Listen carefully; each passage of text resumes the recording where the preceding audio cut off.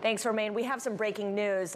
Treasury Secretary Janet Yellen released a letter to Speaker of the House Kevin McCarthy and other congressional leaders from both parties in which she says the Treasury's debt limit measures, the special accounting maneuvers it's been using, may be exhausted by June 1st. That would be the infamous X date. So once again, Janet Yellen saying that the debt limit measures may be exhausted by June 1st, after which point the Treasury has run out of cash and could potentially start defaulting, on some of its obligations.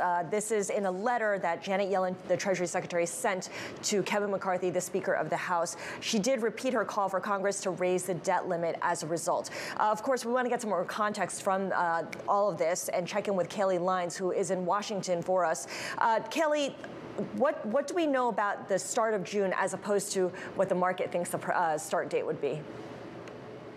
Well, it's a really good question because market strategists have been looking at the tax receipts, which have been running well below 2022 levels, and saying that there is a risk of the X date being in June rather than later in the summer, the July or August period. And indeed, that does seem what Janet Yellen is suggesting here. She says after reviewing those receipts, the Treasury's best estimate is that they will be unable to satisfy the government's obligations by early June. And then, as you said, potentially as early as June 1st. The reason why the first half of June is important is that a new round of tax payments comes into the Treasury on June 15th. So that was really the date if Treasury could get there and restore some of those coffers. Then in theory, it would have been extended later to the summer. But that does not appear to be what Janet Yellen is saying here. And what this means, Scarlett, is here in Washington, this clock is ticking louder and faster. Because remember back in 2011, it was 2 weeks before the X date that S&P Global Ratings downgraded the credit rating of the United States. So if she is saying it's early June, if you wind back that clock and potentially think about how long the government realistically has to act here, it's not long, and progress between Republicans and Democrats at this point is still very hard to find on this issue.